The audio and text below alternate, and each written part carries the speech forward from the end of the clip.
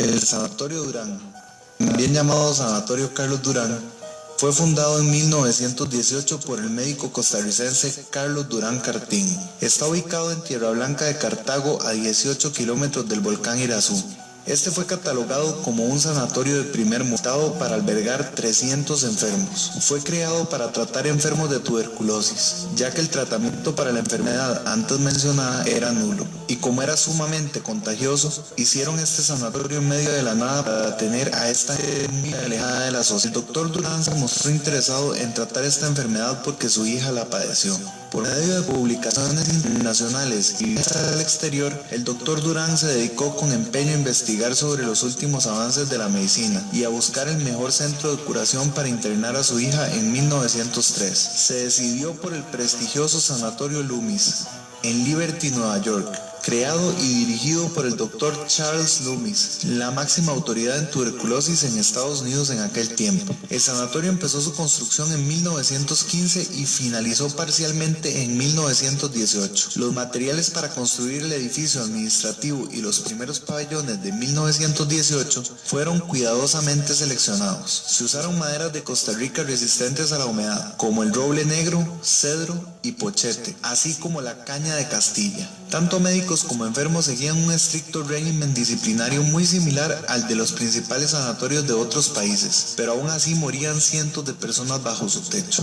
Un informe de 1924 del Dr. Jorge Sáenz, quien fue superintendente, señala que entre sus funciones estaba llevar una historia clínica de cada enfermo, con anotaciones semanales acerca del peso, del estado de los pulmones, de la laringe y de los demás órganos que están afectados, todo lo más completo posible. De acuerdo con una investigación, el doctor Sáenz aseguró que el tratamiento contra la tuberculosis aplicado a los pacientes del sanatorio era el mismo adoptado por los principales hospitales alrededor del mundo. Según este médico, el tratamiento estaba basado en un régimen dietético higiénico que consistía esencialmente en reposo, exposición constante al aire fresco y al sol, así como una alimentación balanceada. Era un tratamiento indirecto para fortalecer el organismo y así controlar la infección. En su momento de mayor apogeo, el sanatorio contaba con todos los servicios de un hospital y 300 camas disponibles, con áreas específicas para hombres, mujeres y niños, incluso hasta áreas específicas para personas con mucho dinero. Las Hermanas de la Caridad de Santa Ana cumplían un papel específico en la dinámica del sanatorio.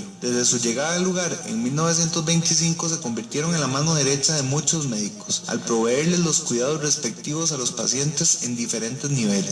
Con los avances de la medicina y el hallazgo de nuevos tratamientos más eficaces, la mortalidad de la tuberculosis comenzó a disminuir. Por este motivo, el sanatorio se descontinuó para el fin que fue creado originalmente, ya que los pacientes no necesitaban internamientos tan prolongados. Por otro lado, la epidemia de la enfermedad había cesado en Costa Rica y los enfermos podían ser tratados en otros hospitales más cercanos. Con esas circunstancias y debido a su elevado costo operativo y mantenimiento, hacia la década de 1950, el sanatorio entró en una gran decadencia, hasta ser desocupado alrededor de 1963. Al morir tantas personas en este lugar, enfermeros y monjas que se contagiaban Niños, niñas, hombres y mujeres. Este lugar guarda una energía paranormal bastante alta, así que decidí ir a conocer el lugar y ver qué podía encontrar. Quedé de ir a visitar el lugar e investigar un poco sobre la actividad paranormal que se alberga en este. Salimos a las 8 a.m. camino hacia el punto de encuentro y a las 8:30 partimos hacia nuestro rumbo.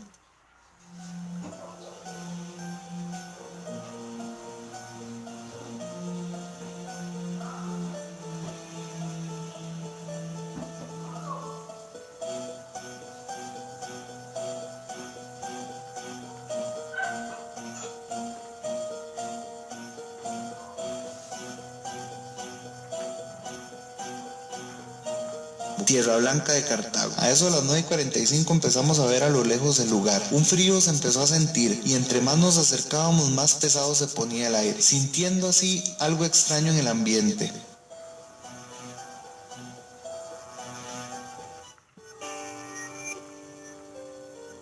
Entramos en ese momento, solo estábamos nosotros en el lugar. Empezamos a caminar y el olor a muerte se hacía sentir por cada uno de los pasillos, además de escuchar golpes y lamentos, y niños gritando. Íbamos tomando fotos por todo el lugar. Se dice que en este lugar habitan muchos fantasmas de enfermos, una monja que camina por los pasillos del sanatorio y una niña que llora y aparece frente a la antigua casa del doctor Carlos Durán y camina por las habitaciones del sanatorio. Nosotros seguíamos con asombro viendo el lugar y escuchando cosas extrañas, pero sin ver nada. En un momento escuchamos una niña llorando. Corrimos hacia el lugar donde venían y no encontramos nada, pero tomamos una fotografía del lugar de donde provenía el llanto. Seguimos caminando por los fríos pasillos de muerte hasta llegar a la salida. Así caminamos hacia la parte de atrás y llegamos a la casa del doctor Carlos Durán. Seguimos nuestro recorrido y entramos al sanatorio de nuevo, donde hice un video del recorrido. Para los que no conocen el lugar, lo vean con sus propios ojos. Después de mucho rato de estar en el lugar, decidimos marcharnos. Así que llegué a mi casa y empecé a revisar.